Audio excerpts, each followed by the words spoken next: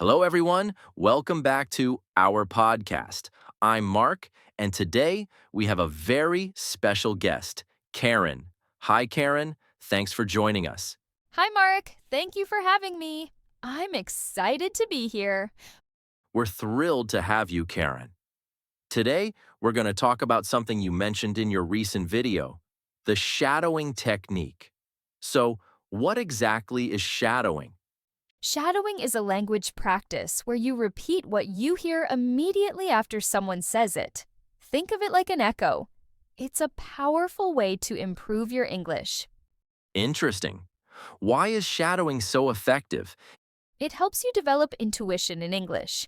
You don't just learn logically, you also start feeling the rhythm, melody, and intonation.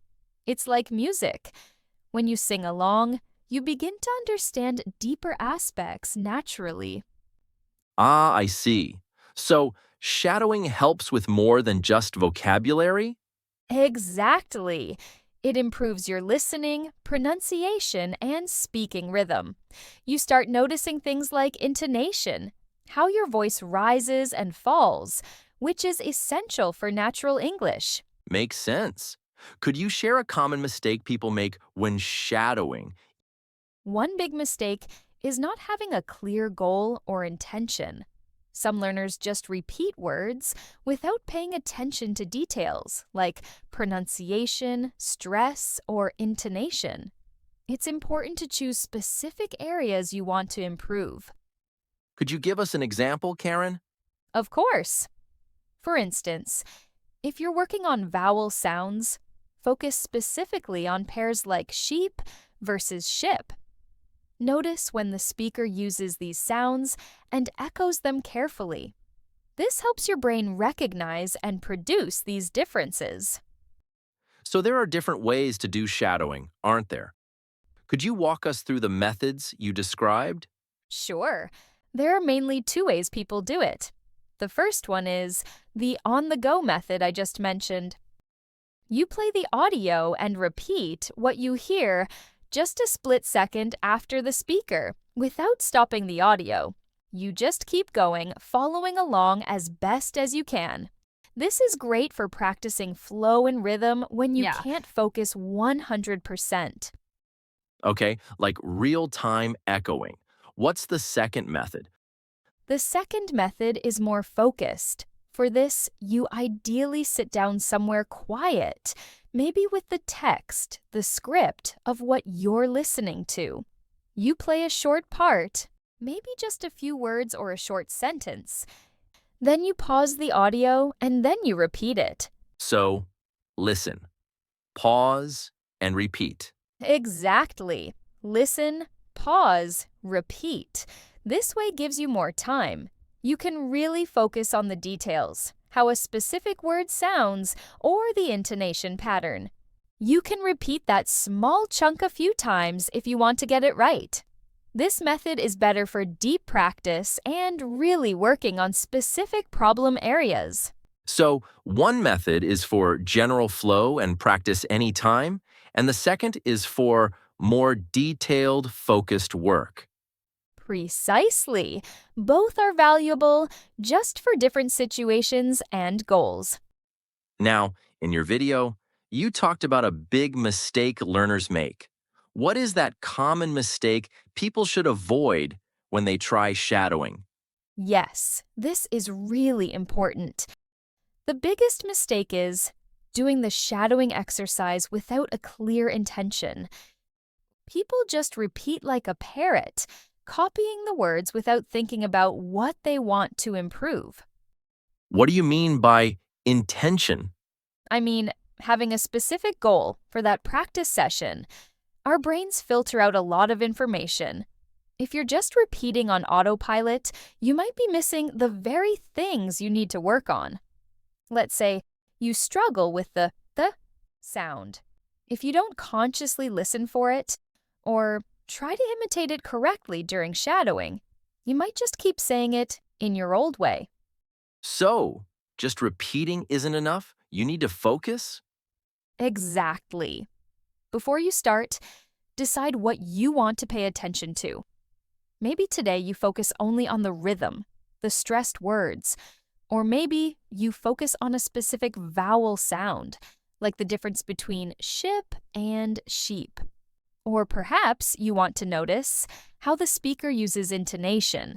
Does their voice go up or down at the end of questions? So, setting a small goal for each session makes the practice much more effective. Much more effective. When you set an intention, like today, I will listen for and copy the R sound, your brain knows what to look for. You notice it more, and you're more likely to try and imitate it correctly. This focused repetition is how you start to change old habits and build new, clearer pronunciation skills. It's about conscious practice, not just mindless repetition. That's a golden tip. Focus on one thing at a time. Okay, besides setting an intention, do you have other tips for listeners to really get the most out of their shadowing practice? How can they optimize it? As you said, Yes, a few more things can help. First, choose someone to shadow whose voice you really like. Find a speaker whose accent and style resonate with you. If you don't like the voice, you might resist the practice and it won't be as effective. good point. Find a voice you enjoy imitating. What else? Second, don't be afraid to slow down the audio. If the person speaks too fast, most apps and websites like YouTube let you adjust the playback speed. You can slow it down to 75% or even 50%. This gives you more time to hear the details and repeat more accurately. That's very practical. Slowing down can make a big difference. Definitely. Third, if possible, use a script or transcript. Seeing the words while you hear them can be very helpful. You can even print it out and mark things, like underlining difficult words, highlighting stressed syllables, or marking where the speaker pauses. Using a script sounds like it connects listening, speaking, and reading. It does. And another powerful tip is to record yourself. Shadow the speaker using the listen, pause, repeat method, but record yourself repeating. Then, listen back to the recording. Compare yourself to the original speaker. You'll often notice differences you didn't hear while you were speaking. It might feel strange to listen to yourself, but it's incredibly helpful for identifying areas to improve. Recording yourself. That takes courage, but I can see how useful it would be. Any final tips? Yes, one more thing. Focus on quality, not quantity. You don't need to shadow an entire hour-long podcast or a full movie scene.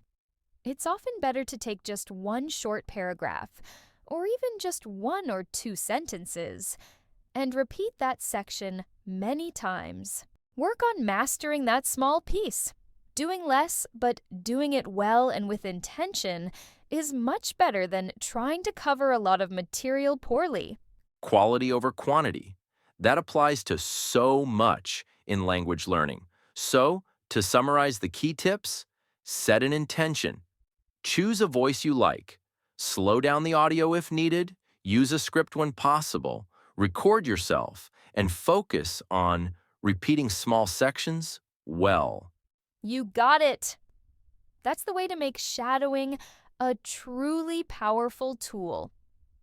Karen, this has been incredibly insightful.